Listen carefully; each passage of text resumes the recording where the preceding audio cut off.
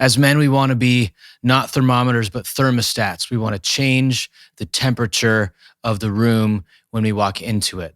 Now, that can obviously be weird and controlling and manipulative and demanding, or it can be contagious where you're inviting people into the energy that you're bringing home with you. Now, specifically, I'm thinking about at home. Now, this probably also applies in the workplace and in other gatherings or functions, asking myself, what is the energy I want to bring to this place? How can I add value here and not take value here? How can I make this room better? That's part of being a servant. That's part of not just showing up how I feel like is authentic to me in my current pouty moment, but going, despite how I am and what I'm thinking and doing, how can I serve with my presence in this environment? So if I've had a long grinding day at work, full of rough meetings, I'm anxious, I'm preoccupied, when I'm driving home, I'm not thinking, how can I come and dump all my weightiness onto my kids and my wife? I'm thinking, how can I show up as a servant who's making that environment better? That I'll process my emotions, I'll process what I'm going through with a friend, with the Lord some other time, but I'm not going to come home and ask my children to care for me. I'm going to show up at home and ask my children, how can I care for you?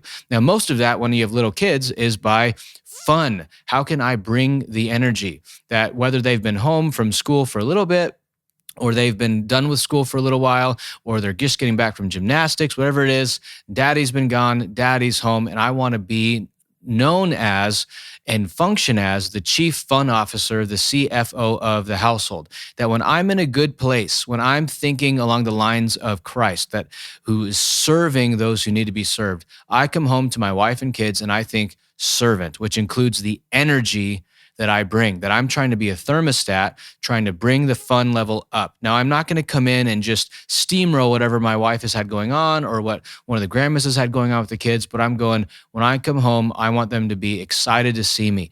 I want to be front door famous. I want to bring the energy. And if I need to park around the corner and get my head right before I come to that door, I'm going to do that. And so I want to recognize that playing when your kids are little is loving. That when my kids say, will you play with me? They're not asking, do you want to do this task? They're asking, do you love me? Do you care about me? And I want my default answer to be yes. That when I say, no, I have to do this task, or no, I have this other thing, that the accumulation of that over time communicates you don't love me. Will you play with me? Will you have fun with me? For little kids is, do you love me? And I want to answer that yes. And I have an idea for what we can do. They might have an idea of what they want to do, but when I get home, we're in the pool, we're to the park, here's this game that it's going to be at least a good chunk of time of dad is fun, dad likes being with me, dad likes playing with me. That I find that when I tell my kids I love them, it is less meaningful when I tell my kids I like them, because love tends to be this kind of like junk drawer word, especially in Christian circles, that we kind of just throw around that's not specific and doesn't mean anything. But I like you communicates, I enjoy your presence and I delight in your delight. And so I like my kids. I want to play with them. I want to bring that chief fun officer energy. Now, sometimes what that looks like is this, that I'm wrapped up at work at 3:55 and I spend 5 minutes doing some creative planning before I head home. Or I'm wrapped up at work at 4:30 and I spend 5 minutes of creative planning before I head home. I'm going to look up things to do. I'm going to find fun stuff that's for free. I'm going to consider, how do I spend money this weekend? That's going to be an investment into fun.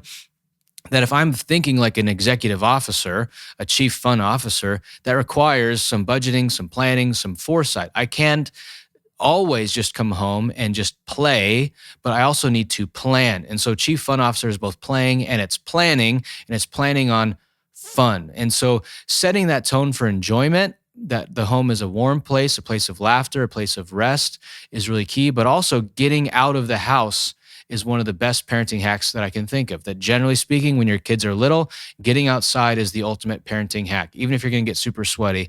I tend to get pretty fussy when I get hot and sweaty. That's not something I'm proud of. But if I even just mentally tell myself, I'm going to go play with my kids and get hot and sweaty, and I'll just take a quick shower real fast.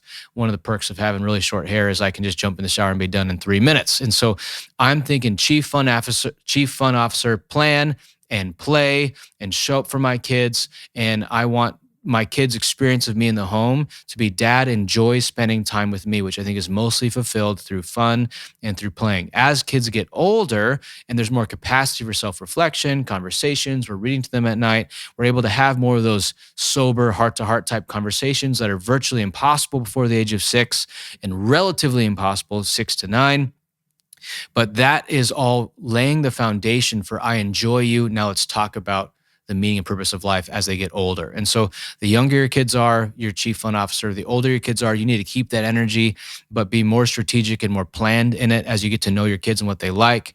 But all you're doing there is teaching them that you love them and demonstrating that you love them. That when you're tired and getting off of a job or getting home from work, your kids fundamentally do not care. It's not their job to care. Be cared for by the Lord, be cared for by your wife, be cared for by your friends, but your kids deserve your best. And so be the chief fun officer when you run towards your kids after and before and on the weekends as you're trying to help them see and sense and experience that you like them. You don't just love them.